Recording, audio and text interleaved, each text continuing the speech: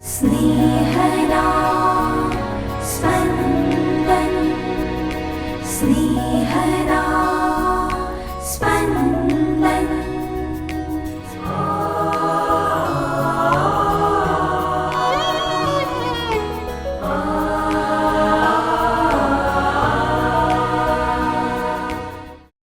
તપઋતુના બીજા અઠવાડિયાનો સોમવાર. પૃથ્વી પરનું આપણું જીવન એક ક્ષણિક છે. આપણું સાચું જીવન એ અનંત જીવન છે. આ પૃથ્વી પર રહી આપણે અનંત જીવનની તૈયારી કરવાની છે. સાંભળીએ સંત લુકકૃત શુભ સંદેશના 6 અધ્યાયના વચનો 36-38. તમારા પિતા જેવા દયાળુ છે તેવા તમે પણ દયાળુ થજો. કોઈનો ન્યાય તોડશો નહીં, એટલે તમારો પણ ન્યાય નહીં તોડાય. કોઈને દોષિત ઠરાવશો નહીં, એટલે તમને પણ દોષિત ઠરાવવામાં નહીં આવે. ક્ષમા કરશો તો ક્ષમા પામશો, આપશો તો પામશો. માપ ખાસું દબાવીને, હલાવીને અને ઉભરાતું તમારા ખોળામાં રેડવામાં આવશે. કારણ જે માપથી તમે ભરી આપશો તે માપથી જ તમને ભરી આપવામાં આવશે. स्नेहदा स्पन्दन स्पन्दन। તપઋતુ જીવનમાં ઉતારી શકાય અને આપણા જીવનનું અંગ બનાવી શકાય એવું શિક્ષણ ઈસુ આપે છે. ઈસુ આપણને દયાળુ થવાનું કહે છે. આપણી દયાની ગુણવત્તા અને માત્રા છે આપણા પિતા જેવી અને આપણા પિતા જેટલી. જો આપણે આપણા પિતાની દયાનો અનુભવ કર્યો હોય તો આપણે જરૂરથી અન્યો પ્રત્યે દયા દર્શાવી શકીશું. આપણ દરેકને પિતાની દયાનો અનુભવ છે. હવે આપણે કેવી રીતે અન્યો પ્રત્યે દયા દર્શાવી શકીએ એની રીત ઈસુ શીખવે છે. એ રીત છે કોઈનો ન્યાય નહીં તોડવાનો. મારામાં બીજાનો ન્યાય તોડવાની વૃત્તિ છે. આ ન્યાય મનમાં તોડું છું, ક્યારેક એ ન્યાય જાહેરમાં વ્યક્ત કરું છું. ઈસુ કહે છે કે ન્યાય નહીં તોડવાથી તમે દયા દર્શાવી શકશો. બદલામાં તમારો પણ ન્યાય નહીં તોડાય. જો આપણે આપણી જાતને સમજીએ તો ખ્યાલ આવશે કે આપણે કેટલા મર્યાદિત છીએ. આ મારા ભાઈના શરીરમાં શું તકલીફ છે એ મને ખબર નથી. હવે એ દેવળમાં ખુરશી પર બેસતા નથી એવો હું ન્યાય તોડું છું. તેમના મગજમાં કયું ટેન્શન છે એ હું જાણતો નથી, છતાં તેમના રઘવાયા ફરવાનો હું ન્યાય તોડું છું.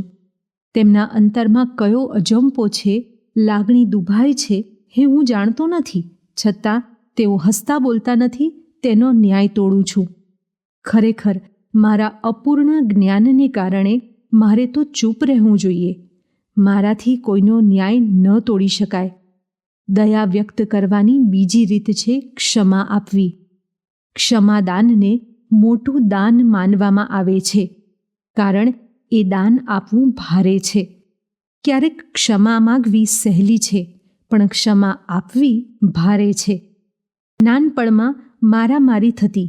જો માર ખાઈને ઘેર આવતો તો ઘરે ક્ષમા આપવાના પાઠ નહોતા મળતા, બદલો લેવાના પાઠ મળતા હતા.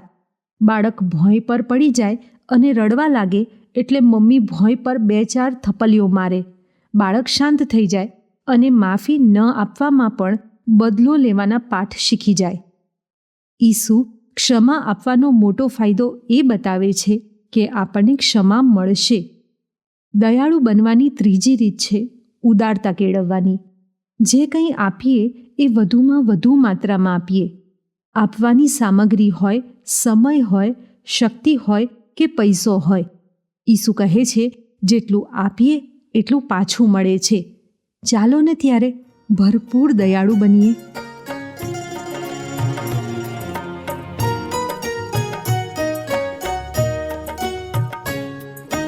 તારી કરુણા હે પ્રભુ પહોંચે આભની પાર. આસમાનને આંબી જતું તારું અવિચલ ભાર. તારી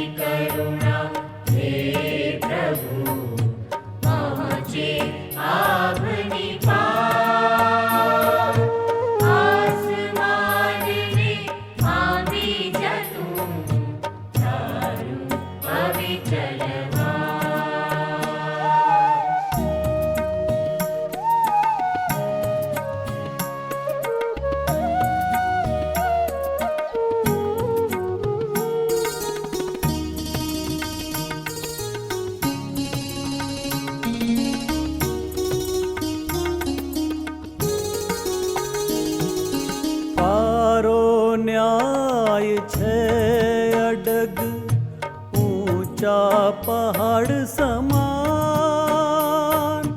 નિર્ણયો તારા ગહન, ઊંડા અબ્ધિ સમાન. તારી કરુણા હે પ્રભુ કેવી મૂલ્યવાન,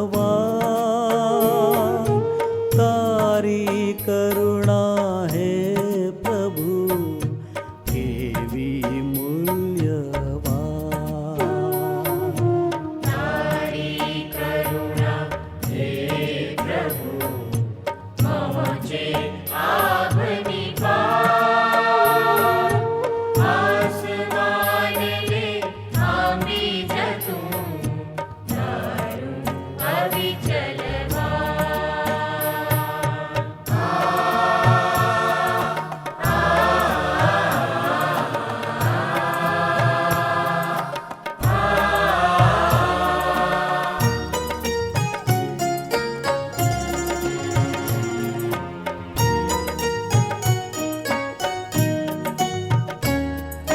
તવ પાંખોની છાયામાં માનવ રક્ષે પ્રાણ, સૌ માનવને પ્રાણીની તુલે છે સંભાળ.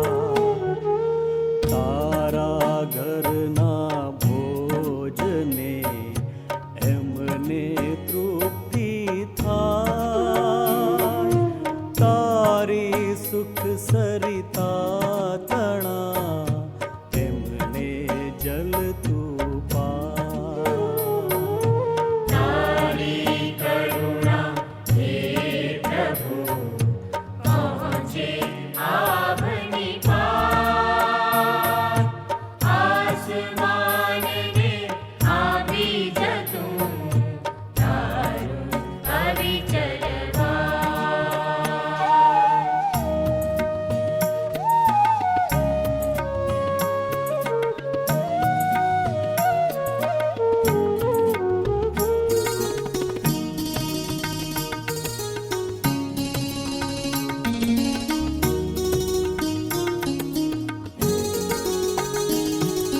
તારી પાસે છે પ્રભુ જીવન કેરું સ્રોત, તારા જળહળ તેજથી અમે લહીએ જ્યોત.